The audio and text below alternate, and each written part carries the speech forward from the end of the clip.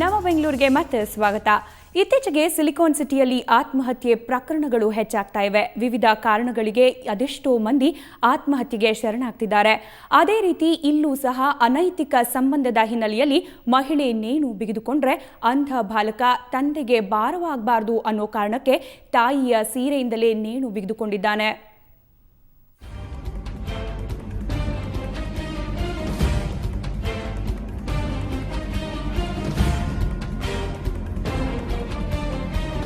ಎರಡು ಕುಟುಂಬದವರ ಮುಗಿಲು ಮುಟ್ಟಿರೋ ಆಕ್ರಂದನ, ಗೆಳತಿಯನ್ನು ಕಳೆದುಕೊಂಡು ದುಃಖದಲ್ಲಿರೋ ಕಾರ್ಮಿಕರು, ಅಂಧ ಮಗನನ್ನು ಕಳೆದುಕೊಂಡು ಕಣ್ಣಿದ್ದು ಕುರುಡರಂತಾಗಿರೋ ಯುವಕನ ಪೋಷಕರು.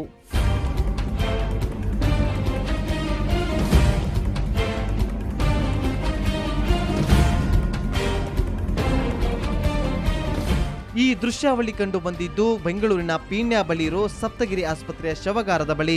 ಬೆಂಗಳೂರಿನ ಪೀಣ್ಯದ ಚೊಕ್ಕಸಂದ್ರದಲ್ಲಿ ಬಾಡಿಗೆ ಮನೆಯಲ್ಲಿ ವಾಸವಾಗಿದ್ದ ಗೌರಮ್ಮ ಎಂಬಾಕೆ ರಾತ್ರಿ ಮನೆಯಲ್ಲಿ ನೇಣು ಬಿಗಿದುಕೊಂಡು ಆತ್ಮಹತ್ಯೆ ಮಾಡಿಕೊಂಡಿದ್ದಳು.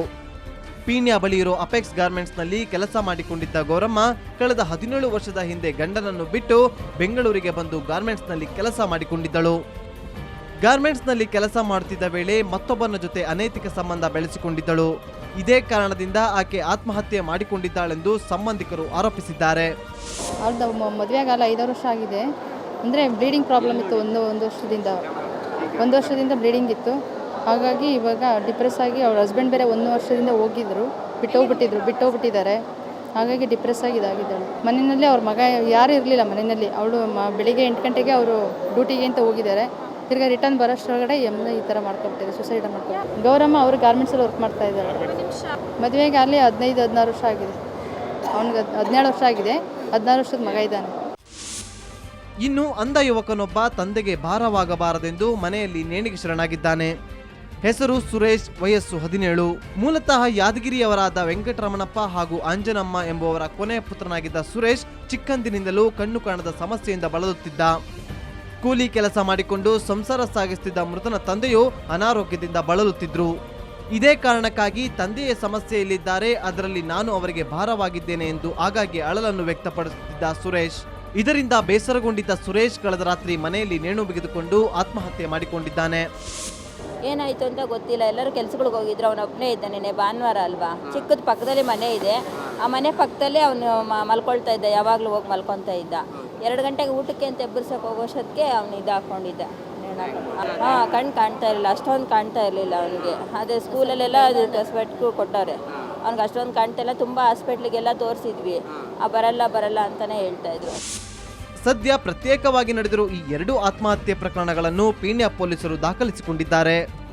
ಏನೇ ಆಗಲಿ ಇತ್ತೀಚಿನ ದಿನದಲ್ಲಿ ಆತ್ಮಹತ್ಯೆ ಪ್ರಕರಣಗಳು ದಿನೇ ದಿನೇ ಹೆಚ್ಚಾಗುತ್ತಿದ್ದು, ಇನ್ನು ಮುಂದೆ ಆತ್ಮಹತ್ಯೆ ಮಾಡಿಕೊಳ್ಳೋದಕ್ಕೂ ಮುನ್ನ ಒಂದು ಕ್ಷಣ ಆಲೋಚಿಸಲಿ ಅನ್ನೋದೇ ನಮ್ಮ ಆಶಯ.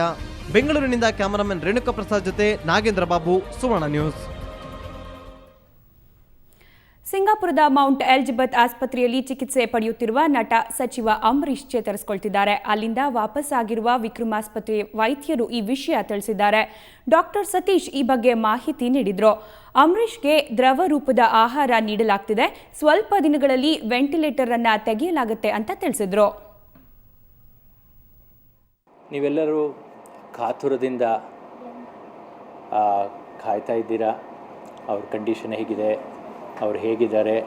ಇಲ್ಲಿ ನಾವು ಪ್ರೆಸ್ ಮೀಟ್ ಮಾಡ್ತಾ ಇದ್ದಾಗ ನೀವು ಕೇಳ್ತಾ ಇದ್ರಿ, ಅದೇ ಕ್ವೆಶ್ಚನ್ಸ್ ನಿಮ್ಮಲ್ಲಿ ಇದೆ ಅಂತ ಅನಿಸುತ್ತೆ.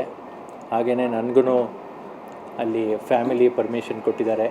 ಈ ಥರ ಮಾತಾಡಿ ನೀವು ಹೋದಾಗ ನೀವೆಲ್ಲರೂ ಕೆಲವರೆಲ್ಲ ಮೆಸೇಜ್ ಮಾಡಿದ್ರಿ, ನನಗೆ ಕಳಿಸಿದ್ರಿ ಕೆಲವೊಂದು ಇನ್ಫಾರ್ಮೇಷನ್ ಬೇಕು ಅಂತ.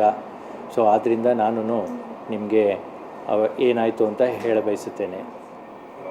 ನಾವು ಖ್ಯಾತ ನಟ ಅಂಬರೀಷ್ ಅವ್ರನ್ನ ಬೆಳಗಿನ ಜಾವ ಇಲ್ಲಿಂದ ನಮ್ಮ ವಿಕ್ರಮ್ ಆಸ್ಪತ್ರೆಯಿಂದ ಫ್ಯಾಮಿಲಿ. ಸಿಲಿಕಾನ್ ಸಿಟಿಯಲ್ಲಿ ಕೆಲವು ಆಟೋ ಡ್ರೈವರ್ಗಳು ಸಾರ್ವಜನಿಕರಿಂದ ಹಣ ಸುಲಿಗೆ ಮಾಡ್ತಾರೆ ಅನ್ನೋ ಆರೋಪ ಆಗಾಗ ಕೇಳಿ ಬರ್ತಾನೆ ಇರುತ್ತೆ. ಆದರೆ ಈ ಸ್ಟೋರಿಯಲ್ಲಿ ಆಟೋ ಡ್ರೈವರ್ಗಳೇ ಸುಲಿಗೆಗೆ ಒಳಗಾಗ್ತಿದ್ದಾರೆ. ಆಶ್ಚರ್ಯ ಆಗಿದ್ರೂ ಇದು ಸತ್ಯ. ಆ ಕುರಿತು ಸಂಪೂರ್ಣ ವರದಿ ಇಲ್ಲಿದೆ ನೋಡಿ.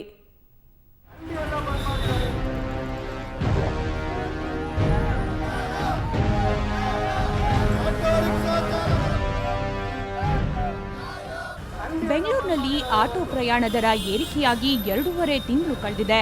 ಆದರೂ ಕೂಡ ಆಟೋ ಮೀಟರ್ಗಳಲ್ಲಿ ಹೊಸ ದರ ಪರಿಷ್ಕರಣೆ ಆಗೇ ಇಲ್ಲ. ಇದರಿಂದ ನಿತ್ಯ ಪ್ರಯಾಣಿಕರ ಮತ್ತು ಆಟೋ ಚಾಲಕರ ಮಧ್ಯೆ ಕಾದಾಟ ನಡೆಯುತ್ತಲೇ ಇದೆ. ಕಾನೂನು ಮಾಪನ ಶಾಸ್ತ್ರ ಇಲಾಖೆ ಆಟೋ ಮೀಟರ್ಗಳಲ್ಲಿ ಪರಿಷ್ಕೃತ ದರ 25 ರೂಪಾಯಿ ಅಳವಡಿಕೆಗೆ ಅನುಮತಿ ನೀಡಿದೆ.